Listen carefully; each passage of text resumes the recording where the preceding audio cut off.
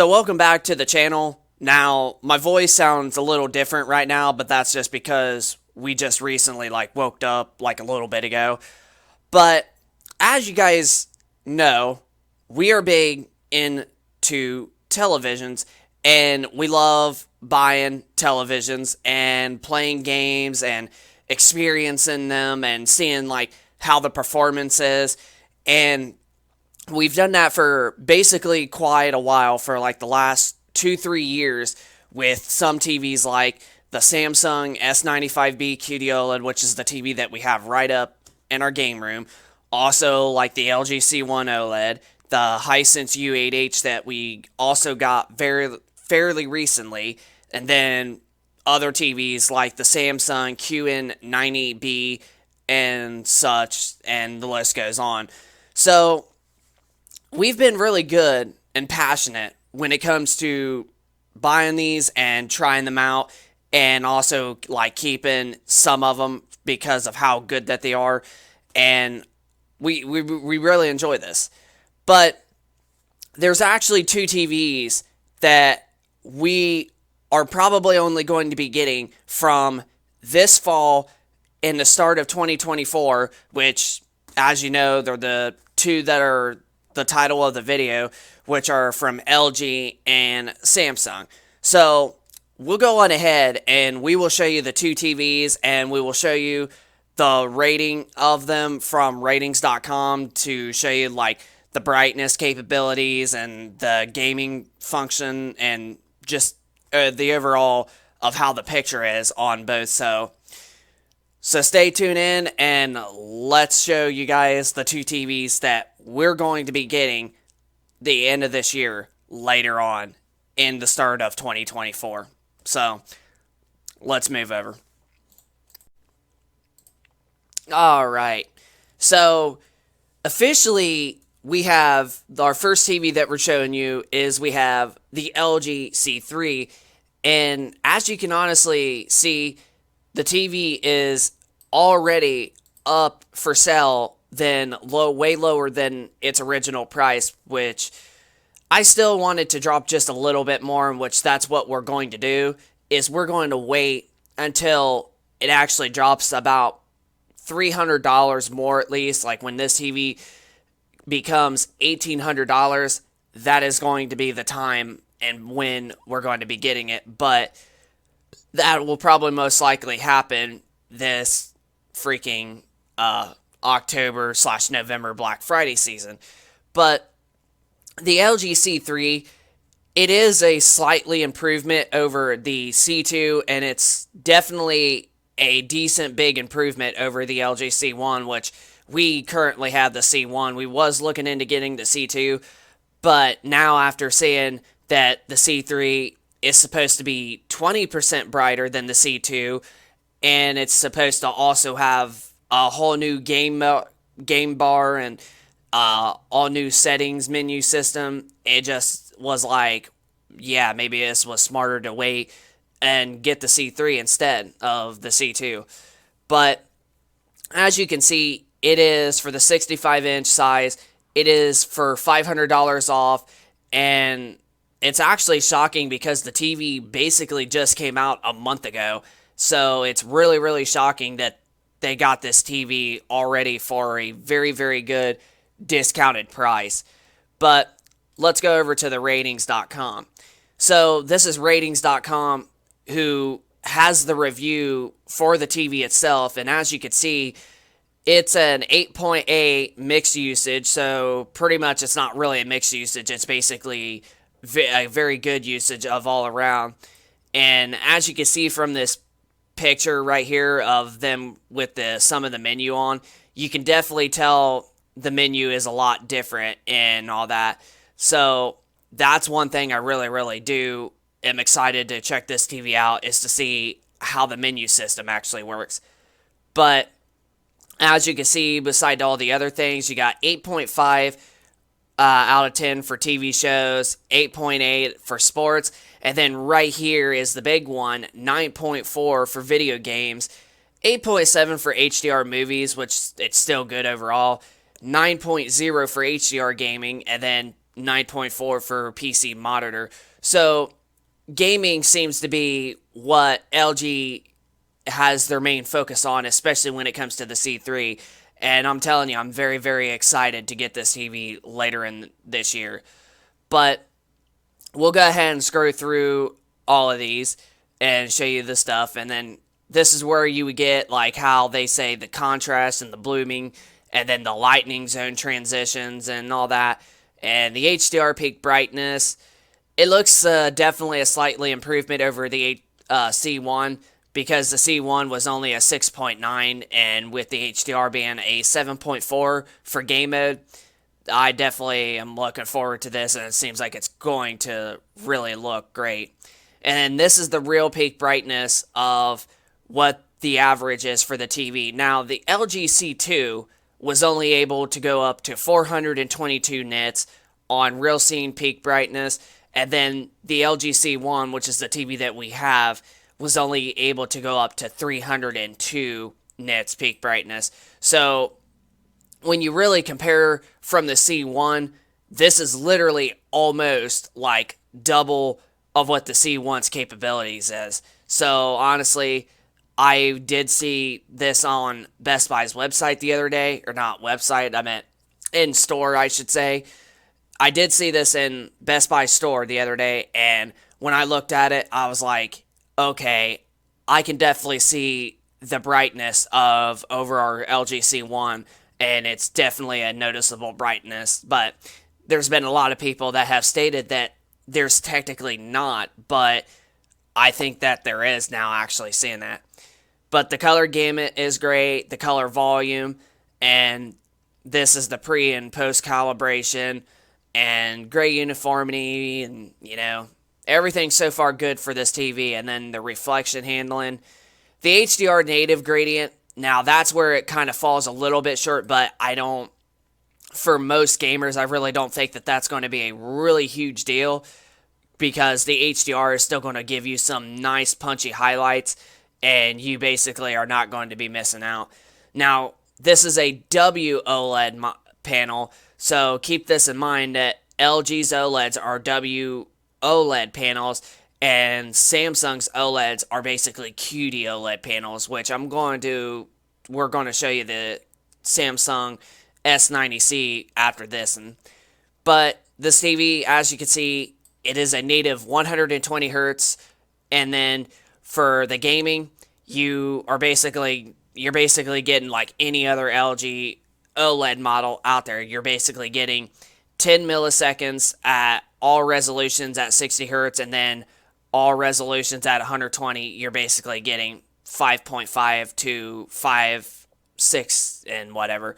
Because see, those are really good input lag millisecond numbers, because you won't basically be experiencing any delay while gaming, whether if it's on PC or you're playing on a console such as the PS4, Xbox One, or even the new gen, the Series X and PlayStation 5.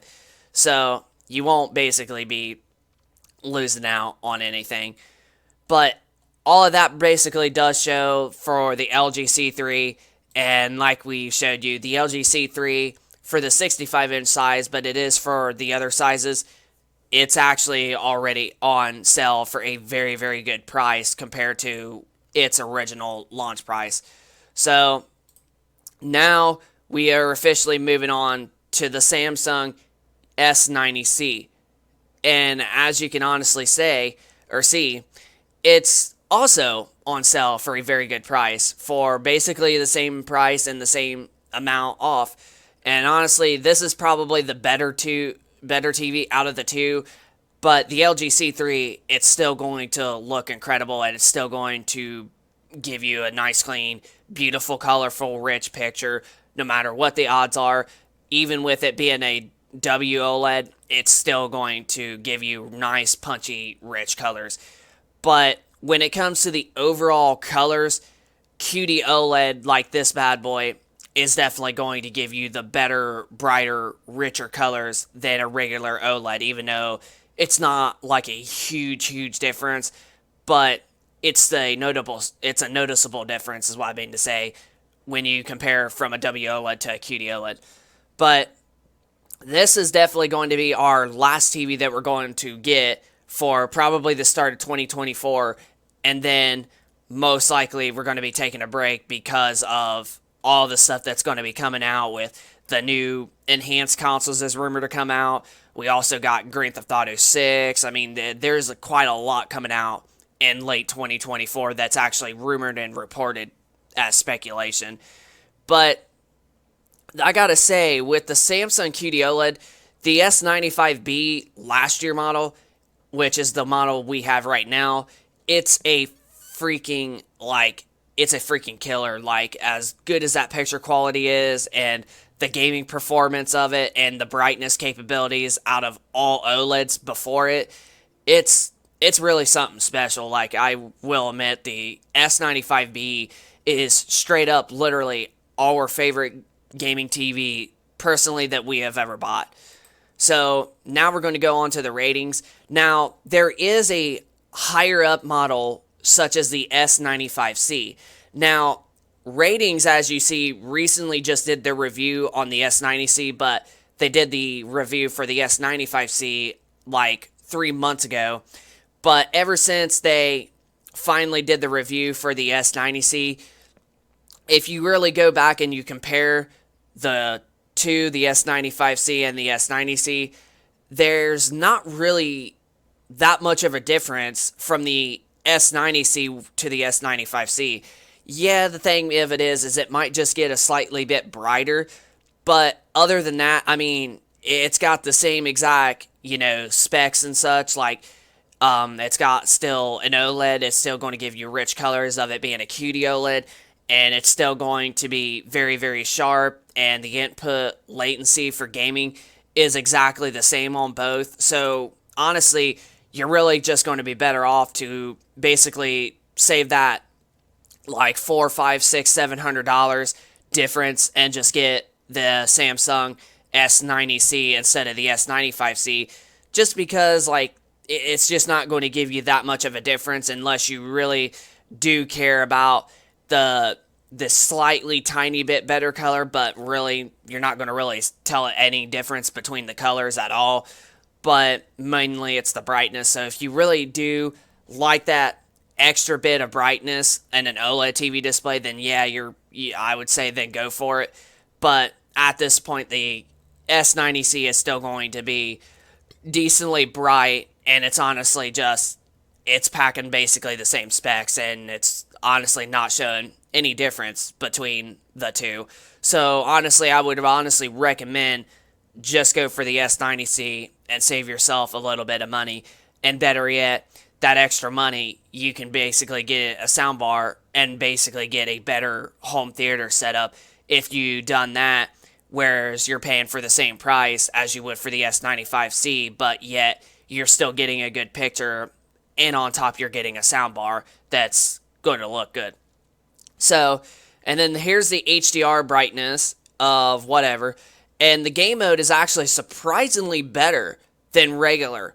As you can see, it is an 8.4 out of 10, and it looks honestly great.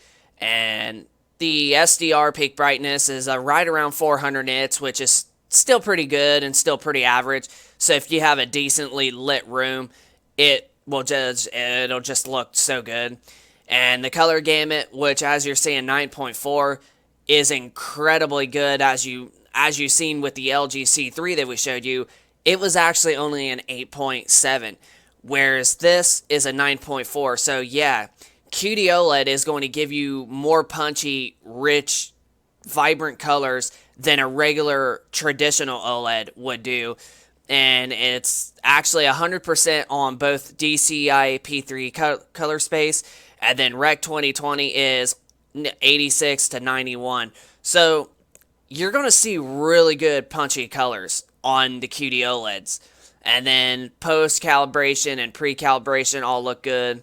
And gray uniformity, black uniformity, gray uniformity is actually better on the QD OLED. And it's supposed to be, because it'll most likely, as you're seeing through this picture, it's just a straight up even gray. So you're basically are getting a very, very good, clean image. And HDR gradient here, this is where this TV absolutely shines over the LG C3. As you remember, it was only a 6.3 of HDR native gradient, but this one is a 9.3, so you can see that like there's not so much gradient when you look from the greens and the blues going to the brighter areas. It just looks so good. And then here's where it says it's a QD OLED. As you're seeing, the subpixel type. And yeah, this is what a QD OLED absolutely looks like, because it's basically an RGB on a background under an OLED TV display, whereas on the LG C3, if we go on ahead and show you once we find it, it's actually under a white subpixel layer, even though you see red and green here, but the whites is where it shines the most. So when you're comparing it from a white subpixel panel type compared to a QD RGB pixel type, this is why you're seeing better, punchier colors on QD OLEDs, is because of the RGB layer on an OLED TV display. And the response time on this is still near infinite. And what else is nice about this TV is not just the better brightness and color capabilities, but also this Samsung S90C is actually a 144 Hz native panel, whereas on the LG, it's actually only able to go up to 120. And then the input lag, as you're seeing, it's basically identical, pretty much the same as the LG C3 and such. And right here is the 4K at 144 Hz, and you can actually get low as 4.7 milliseconds, which that's incredibly, insanely good. Now, there is another thing I did forget to mention on the S95C. The S95C does, however, it does have a 144 Hz native panel refresh rate, but on that one, you can actually play 1080p and 1440p at 144 Hz on the S95C, but on the S90C, you're only able to go up to 4K 144 Hz, which it's not really going to be that big of a deal, honestly, when you got consoles that don't even play at 144 Hz, I mean, let alone play it at 120 already alone. I mean, you're really just not going to really experience that at all. So, and the best thing to do is somebody with a graphics card that is a high enough and that's recently new, that has a really good PC. That's basically the only way I would honestly say do this TV. So, if you do care about the 144 Hz and you got a TV, or you got a PC and you want a TV that lets you pick between the resolutions at 144 Hz, then yeah, for PC usage, I would say you're probably better off to go with the S95C. But honestly, I don't really think, like, when you really compare from 120 to 144, that's not really that much of a difference. You're only adding like 24 extra frames. So really, I don't really see it being a big problem. And the people that have a higher end graphics card and a higher end PC probably don't care and do like to get the 4K and the high refresh rate of 144 Hz. So honestly, the Samsung S90C, I'd honestly say, is still a better choice, even though it can only do 144 Hz at 4K. So I would honestly, I would still recommend going for the S90C over the S95C. But other than that, those are pretty much the two TVs that we are absolutely looking forward to getting in the upcoming months ahead, leading up to Black Friday and as well as the start of next year. So I hope you all enjoyed that video of us talking about our next two big TV purchases that will be coming up in the upcoming months ahead. And yes, we are definitely looking forward to getting the LG C3 and as well as the Samsung S90C, because the LG C1 is a incredible TV from 2021, and the S95B Samsung QD OLED is also probably the best TV of 2022. So definitely we're looking forward to getting the new S90C and the LG C3 with all of the new gaming modes and the gaming bar and such that has been added to those two TVs, and the extra features and extra whatever that we get. So yeah, we're really looking forward to those two TVs. But as it stands right now, as you've seen on Best Buy's website, they are actually already up for sale for a very, very good discounted price. Literally already, even though they just came out like a month ago, if that. So it is surprising that those are already on sale for like $500 off more than their original price point.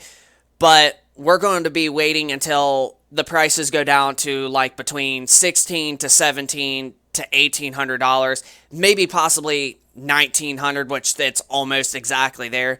So yeah, probably like about $1,900 is probably the most that we're going to wait until they drop down to the lowest two. But honestly, yeah, these TVs are going to be incredible, and I honestly cannot wait to get these TVs and also to do our reviews on them, because we will be doing YouTube video reviews on them once we receive them. But without further ado, that pretty much does it for our video today. This is Tech and Gaming Reviews. Hope y'all enjoyed this. Leave us a like button if you like this video. Also subscribe if you are new, and we will keep you posted with more content like this going forward. And also be sure to leave us your thoughts down in the comment section down below. If you're somebody that already has one of these two TVs, or if you have the previous models like the S95B or the C2 or even the C1. So yeah, just leave us your thoughts down in the comment section down below if you have one of these or one of the previous last couple year models. But without further ado, this is Tech and Gaming Reviews. Rate, comment, and subscribe, and we will see you on the next one. Peace.